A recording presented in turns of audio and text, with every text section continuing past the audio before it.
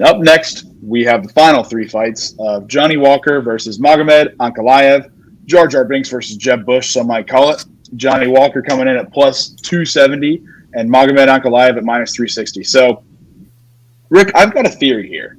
And I've voiced this theory to you. I voiced it to many. But it's my pay-per-view theory with the final three fights of every pay-per-view. And that is when there are three big favorites to end the card, or for that matter, a number of big favorites to end the card, there is always one upset that comes out of it. So I'm going to ramble off really quick just the past 5 pay-per-views we've had, and you can kind of see my point. And we can even take it a step further for content later down the road, but we only got 5 minutes here, and I've already burnt 30 seconds of it. So UFC 293, Strickland gets the upset, and Volkov and Kopp wins. 2 favorites, 1 dog. UFC 292, O'Malley gets the upset, Whaley and Ian Gary win. UFC 291, the 2 headliners are both pretty close in pick'ems, but then Gaethje and Derek Lewis both win as dogs. Gaethje was only like plus 110, plus 125, depending where you got him. UFC 290, Duplessis, big upset over Robert Whittaker. And then Pantoja also gets the upset while Volk dominates Yair. And then UFC 289, Charles wins as a slight dog. I wouldn't even really count it as that. I mean, he was such a slight dog against our boy. And the other 2 big favorites end up winning. So I like Johnny Walker here due to the weird unorthodox fighting style he has, and he will be what I'm going to do with this method. My thoughts on Volkanovski are known. I mean, I've got it in my nameplate here. It's the Volkanovski revenge game.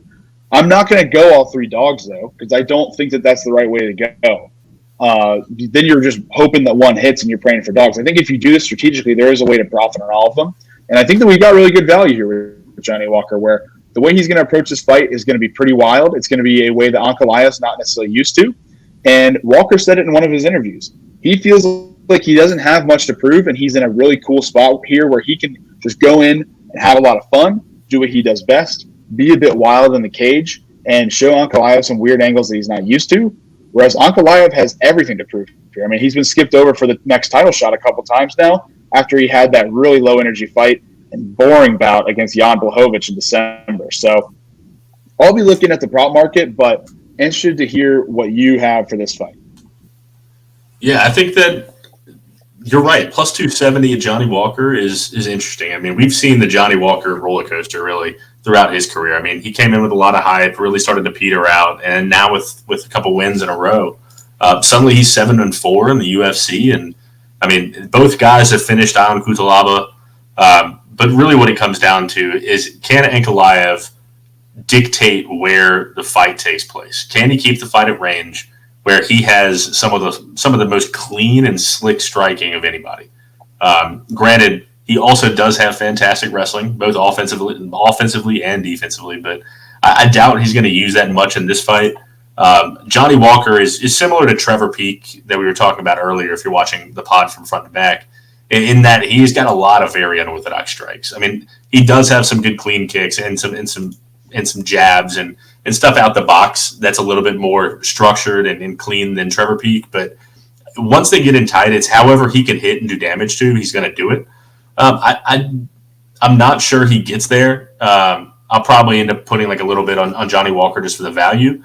But I think that this could be a fight where Magomed Ankalaev's able to get that finish in hilarious fashion, like we've seen Johnny Walker knocked out before, where Johnny Walker just walks into a stiff right from Ankalaev, and everyone's like, "Oh, that's right. That's why he was fighting for the title in his 9-1-1 in his UFC career." With his lone loss being to Paul Craig in his second fight, where he lost in the literal last second after destroying him for 14 minutes and 59 seconds. So I think that it's a little bit of a dip on Ankalaev, but the odds aren't really reflecting it. But everyone's perception is. So I think the odds are about right. I think that there's a little bit of value on Johnny Walker potentially in that either fighter could get hit clean and get slept in this fight. But I think in the end, Ankalaev probably wins. I'm going to bet Johnny Walker. I know that sounds super backwards. Yeah, so I feel the same way as you. And that's what I'm saying here is like, with some of these, I'm not necessarily saying you just go with, oh yeah, the trend is that one of these dogs is going to win, so let's bet all 3 or let's bet 2. But I am going to end up taking 2 of these dogs in the final 3 fights, and one of them is Walker surely for the value, where I'm game to do Walker for half a unit, and then maybe we look at some round by round props and stuff like that as it comes out. But there's going to be some unique ways to play this one, once more stuff comes out. And for now, I just think that we're going to get some good value on Walker. I found him at plus 285 on DraftKings for half a unit. So you and I both almost get him at 3-1. So I'll be rocking with that. It sounds like you will be too, even though we both, if we were to pick the fight straight up, would take Ankalaev. Up next, we have what honestly I wish was a 5-round fight. I wish was some kind of title fight. It seems like there needs to be a belt for this fight, but we'll talk about it when we get there. It is Kamaru Usman stepping in for Paulo Costa, going up against Khamzat Chimaev. Stay tuned.